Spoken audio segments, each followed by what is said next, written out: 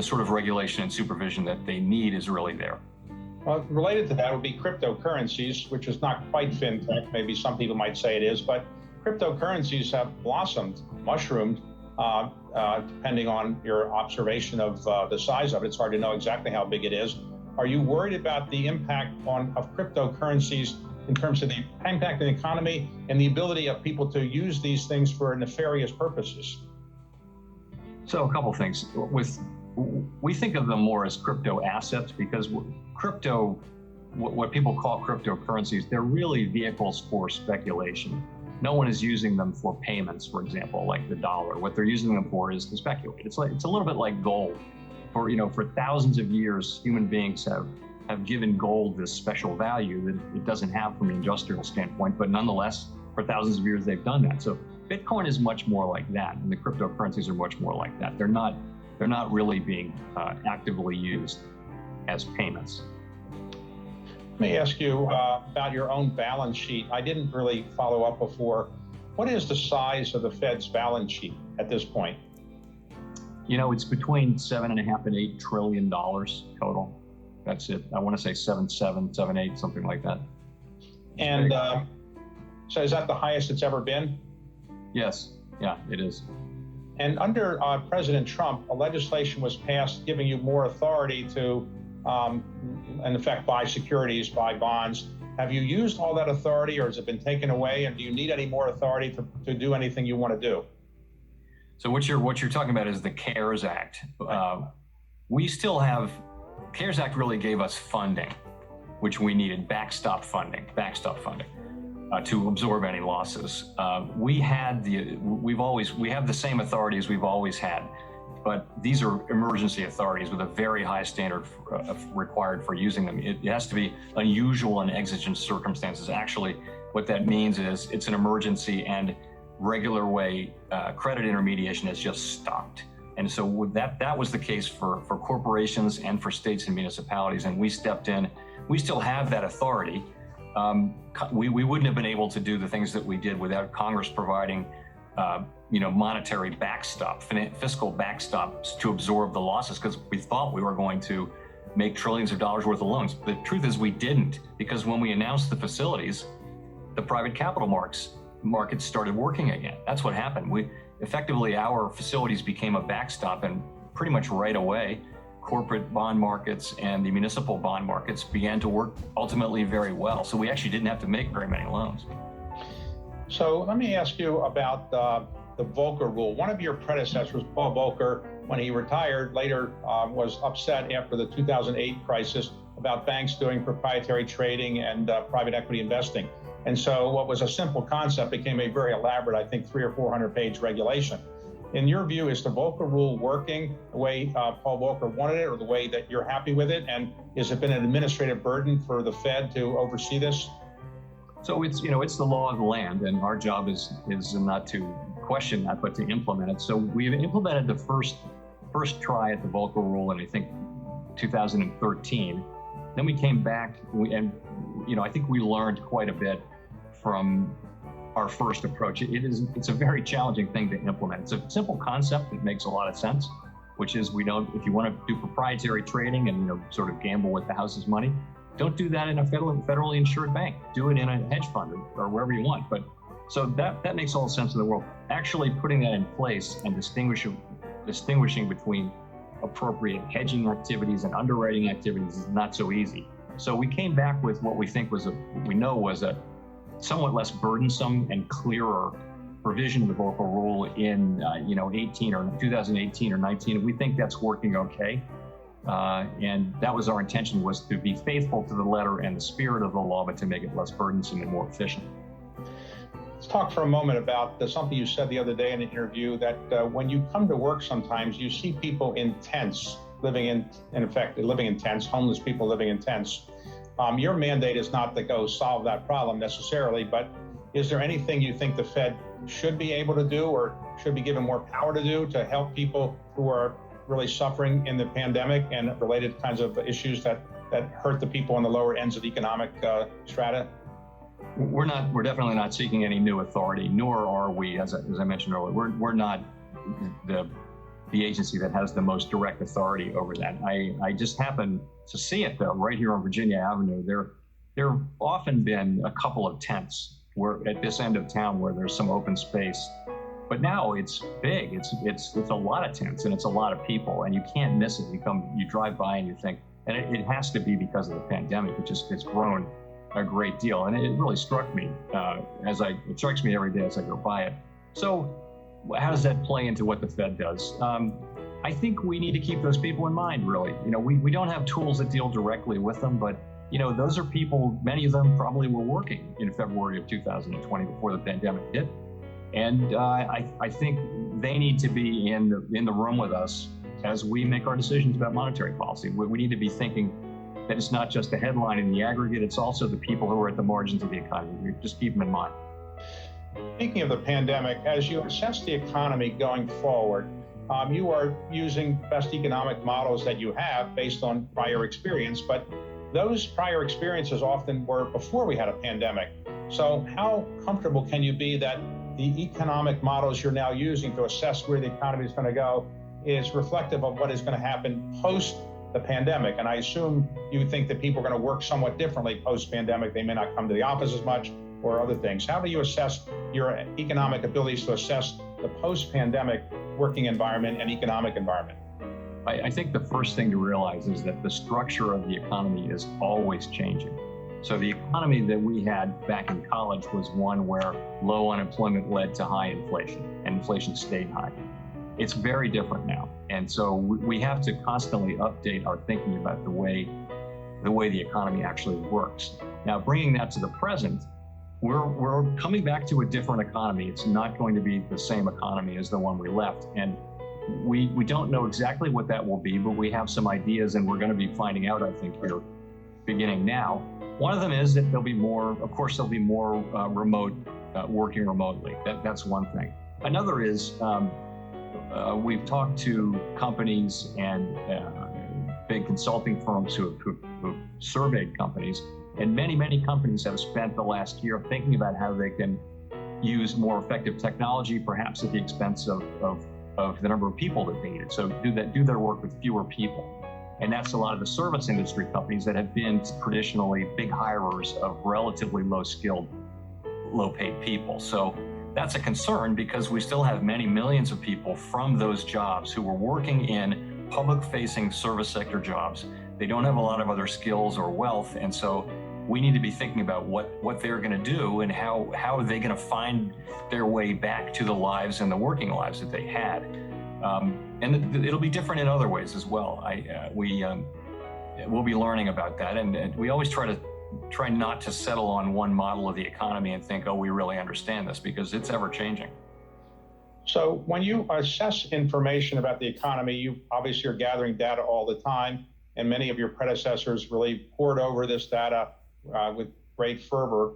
Are you convinced that the Fed has the best sources of data? In other words, do you collect the data yourself or get it from other government agencies, or do you subscribe to private services?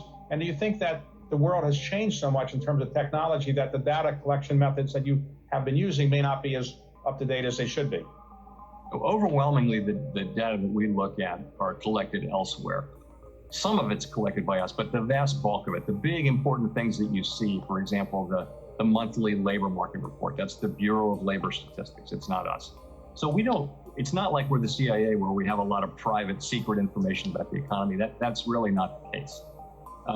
More recently, though, things were changing so quickly during the pandemic, and the early part of the recovery from the pandemic, that there were a bunch of sort of real-time indicators of like Open Table is a good example, where you could get data from and know how many people were using restaurants, getting much more high-frequency data, we call it. So that became much more important than it had been in the regular economy. So the data evolved. But the bottom line is that it's not so much the data. We're all getting the same data. It's really what you can do with it and the analysis. And I would say we have terrific, highly motivated, highly capable people, many of whom have been focused on doing this job, forecasting and understanding the economy for many, many years. So I think our analysis is as good as anyone's pretty much can be. It's pretty much state of the art. There are other outside groups that have excellent analysis too. And we read just to get a disparate range of views. We do read those as well. To keep up with what the major banks are doing, do you call the CEOs of major banks, or do they call you with ideas from time to time, or is it done at a more junior level, so you're not really day-to-day calling Jamie Dimon or the equivalent? I talk on the phone with a number of bank CEOs from time to time. In my case, it's always about higher level. It's about the economy, what you're seeing out there. And I would want people to call me if they see something that's worth talking about. I don't get into talking about, regulation or supervision of their bank. There are other people at the board who do that, of course, but that's not what I do. They're in positions in our economy and our society where they see a lot, and I find it valuable to hear what they have to say about what's going on in the economy. Let's talk about your life outside the Fed for a moment. You're a golfer. You weren't a single handicap golfer, you told me, but you're a golfer and you played golf for a while. When you're chairman of the Fed, do people give you putts that they wouldn't have given you before? Is that very common or not? I would certainly hope so. Does that help your? Frankly, just for the record, no, I don't. I haven't been able to play. I've not been able to play a lot of golf, unfortunately. But that's part of the deal. And you are a bike rider, a cyclist. Isn't that dangerous for the chairman of the Fed to be riding a bike when cars are coming along, and you have a lot of strong people to protect you from cars that might be coming along? I don't tend to ride on busy streets. I love to ride my bike, and I do commute to work sometimes, but I don't do it on heavily traveled streets or times of day when there's a lot of traffic, because that's whoever you are, you don't want to get hit by a car, Fed chair or not Fed chair. So I'm pretty careful. And the most constraining part of your life now is it's just very difficult, leaving the pandemic aside, to really have conversations with people in the way you did before you were chairman of the Fed. You can't talk to people about what you're working on that work so much. So what do you talk about, and how do you maintain your friendships? I'm lucky to have some great friends, and it isn't such a great burden. There's plenty to talk about in the world, although there are a lot of things I don't like to talk about, like politics in particular. Try to stay away from that. It's a fine life, and I've got a great family as well. I have 4 brothers and 4 sisters and 1 brother, so there's enough to talk about just right there. Do they laugh at your jokes better than they did before, or nothing's changed? They don't laugh at my jokes, and but other people do, so fortunately.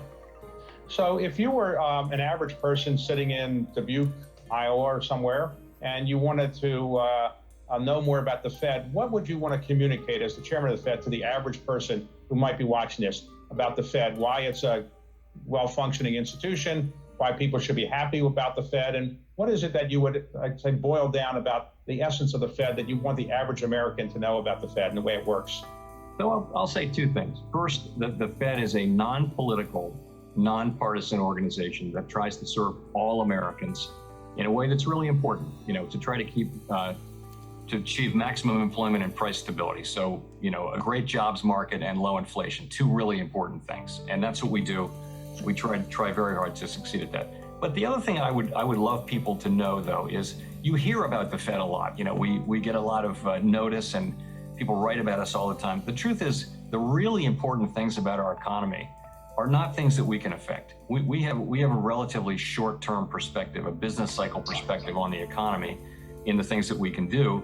Really what matters for the country's economy over the longer term are things like investment and education, which is investment in people, and having a more inclusive economy. So those are the things that matter for the longer run, much more than the Fed. So we get all this attention, but in reality, it's the things that Congress can do and that the private sector can do that will matter much more for people's children than what the Fed does.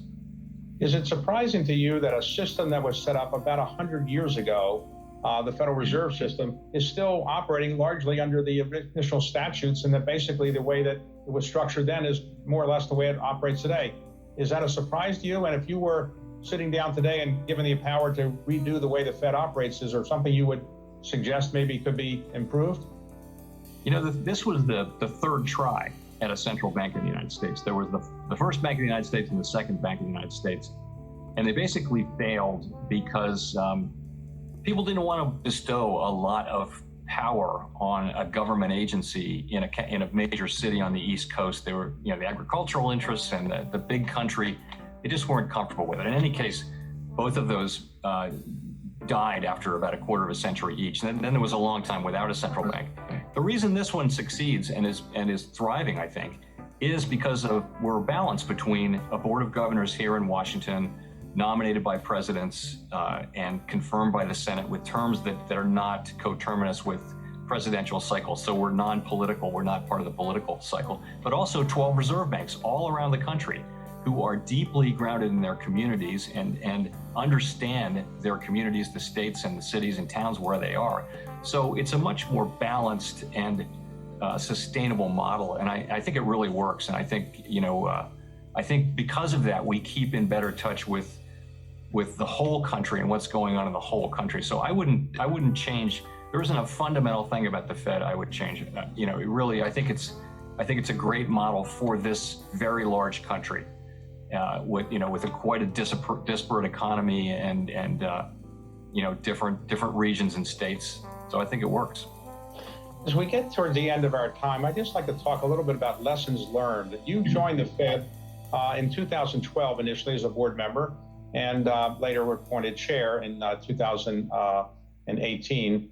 I wanted to ask you, what have you learned as a member of the Fed board member that you didn't really know before that surprised you perhaps?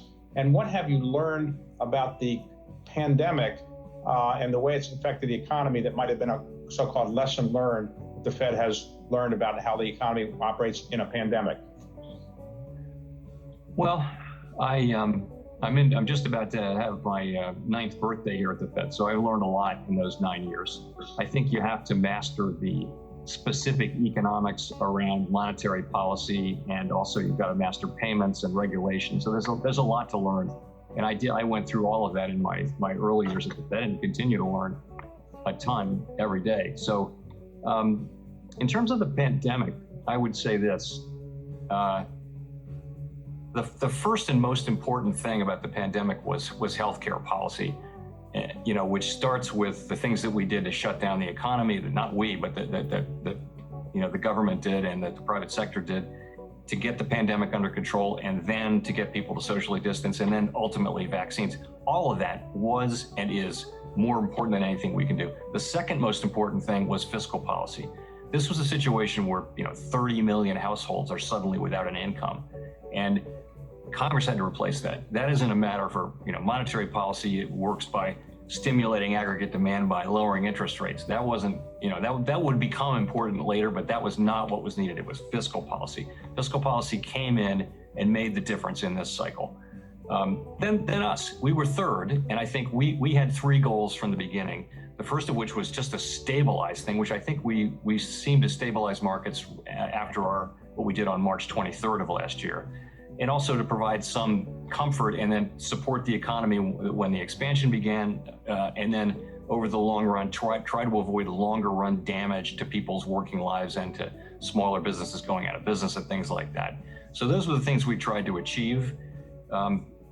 Clearly, we've learned a lot about the way pandemics work, and we hope to know more about that going forward, because we hope to have no more pandemics.